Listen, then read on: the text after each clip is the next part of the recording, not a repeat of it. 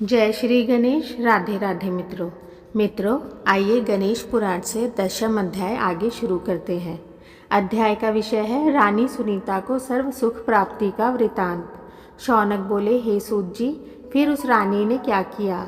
शिविर में लौटने पर उसका पुनः अपमान तो नहीं हुआ? उसने गणेश पूजन किया या नहीं? यदि किया तो उसका क्या फल हुआ? यह सब वृतांत मेरे प्रति कहने की कृपा कीजिए। सूत जी बोले, शौनक, रानी सुनीता का अगला वृतांत पार्वती के पूछने पर शिवजी ने इस प्रकार बताया कि रानी अपने शिविर में जाकर सो गई। उसके आत्मघात के लिए जाने आदि की बात का किसी को भी पता न चला।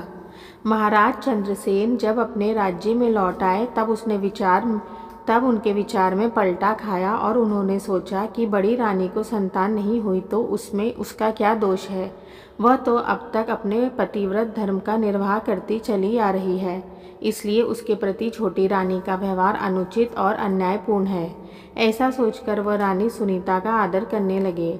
भगवान गणेश्वर के व्रत विषयक संकल्प का ऐसा प्रभाव देखकर सुनीता उनका पूजन करने के लिए तत्पर हुई और व्रत रखकर विधि पूर्वक राजगुरु भारद्वाज के द्वारा पूजन कार्य संपन्न कराया।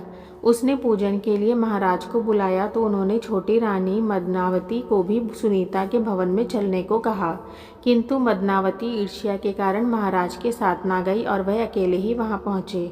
हे शौनक, रानी सुनीता ने अपने पति को आए देखा तो बड़ी प्रसन्न हुई। उसने इसे गणेश जी की ही कृपा माना।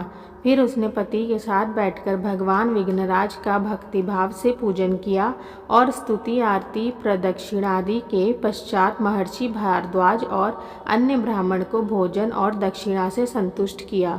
रानी सुनीता के यहाँ व्रतोत्सव मनाए जाने और पतिदेव के उसमें भाग लेने के कारण रानी मदनावती रुष्ट हो गई और महाराज का भी तिरस्कार कर बैठी। तब तो महाराज उसका साथ छोड़कर रानी सुनीता के भवन में ही रहने लगे। कालांतर में गणपति की कृपा से रानी गर्भवती हो गई।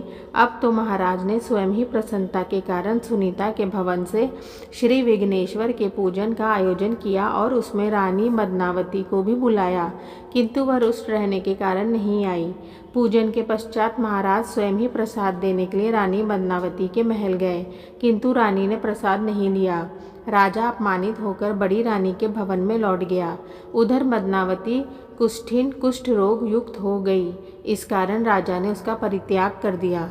इधर रानी सुनीता को पुत्र रत्न की प्राप्ति हुई। उसका जन्मोत्सव बड़ी ही धूमधाम से मनाया गया तथा उसके जात कर्म आदि सभी संस्कार समय समय पर कराए जाते रहे और उस प्रसन्नता के कारण पुरोहित, ब्राह्मण, अतिथि आदि को पर्याप्त दान दक्षिणाएं दी गई। बालक का नाम लक्ष्यपद रखा गया।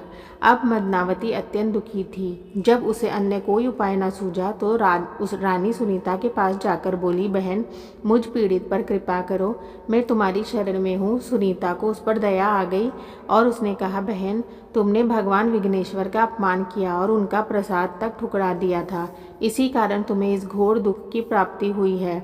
अब तुम उन्हीं भगवान का व्रत और पूजन करो। यह सुनकर उसने संकल्प पूर्वक भगवान विनायक देव का व्रत और पूजन किया, जिसके प्रभाव से वह रोग मुक्त हो गई और पूर्व सम्मान को प्राप्त कर सकी। अब दोनों रानियां बड़े प्रेम से रहने लगी तथा राजा के साथ गणपति पूजन करती हुई सुखपूर्वक जीवन बिताने लगी। उस व्रत के प्रभाव से राजा सहित उन्हें गणराज के धाम की प्राप्ति हुई। मित्रों, इस प्रकार गणेश पुराण से 10वां अध्याय संपूर्ण हुआ। आगे का अध्याय अगले वीडियो में जारी करेंगे। तब तक के लिए राधे राधे।